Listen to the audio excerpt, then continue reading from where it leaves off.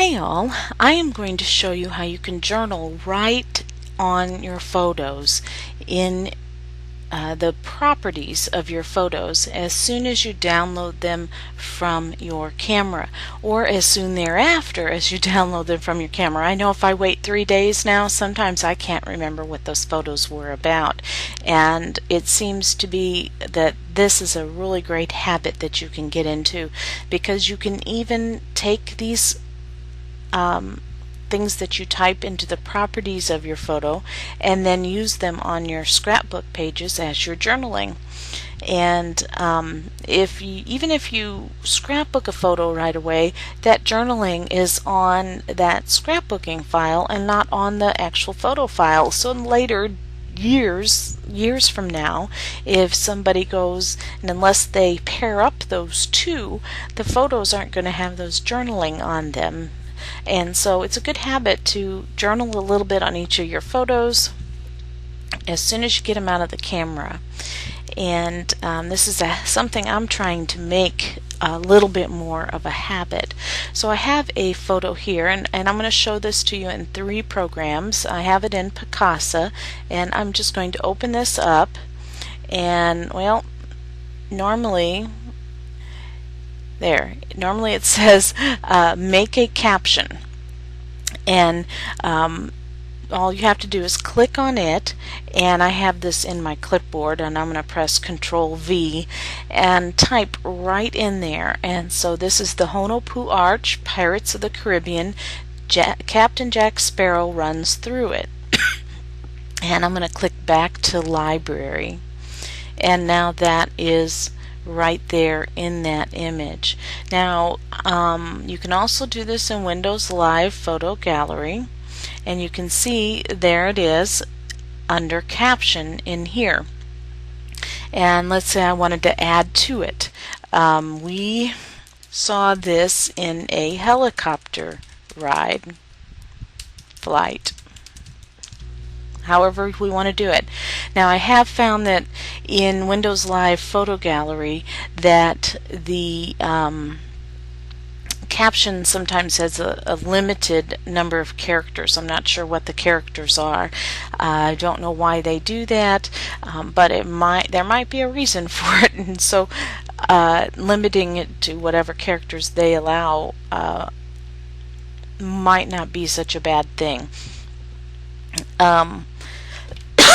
Because they actually are going into the properties of the photo.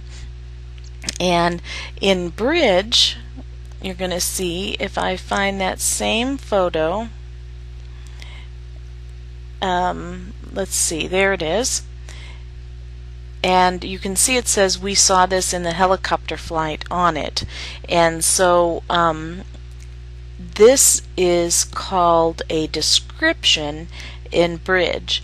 In Picasa and Windows Live Photo Gallery, it's called a caption, but it's the same metadata property as the one called description in Bridge. And so if I wanted to change this right here and call this, we saw this in a blue Hawaiian helicopter flight, and go ahead and change my journaling on that, and I go over here to Picasa and I open it up.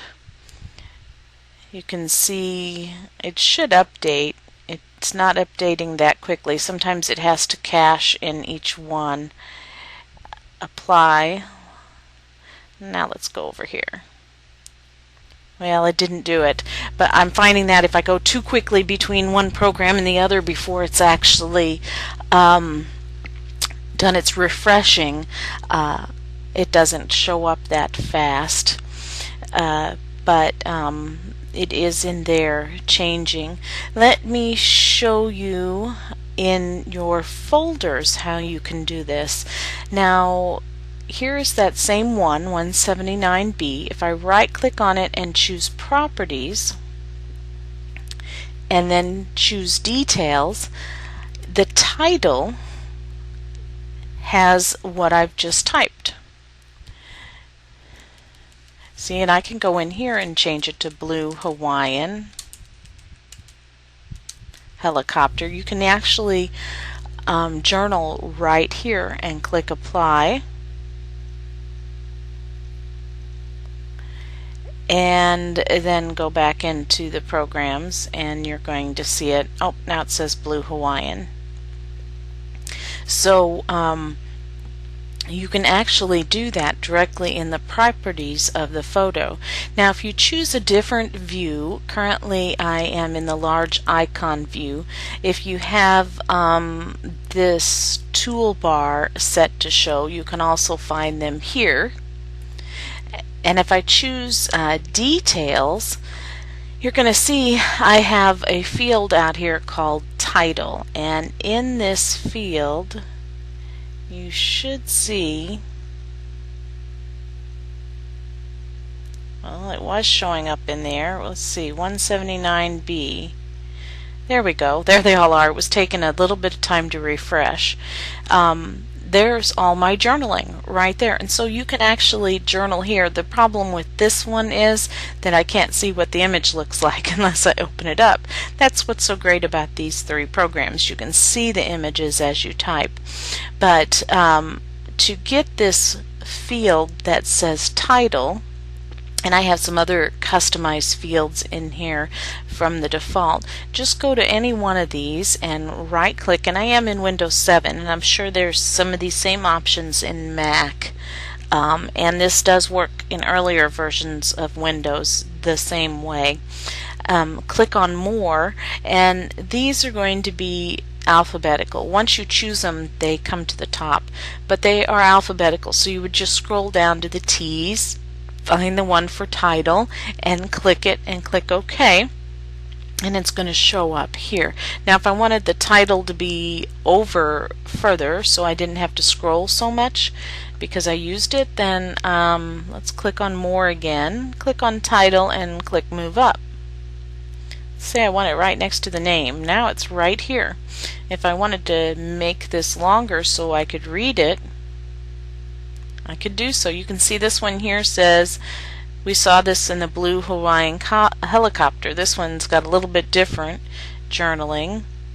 If I click on it, I can't quite change it from there. It opens it up. But I could right click and choose properties and change it from here. We were flying in the Blue Hawaiian, that was the name of the helicopter company, and then that's changed in here.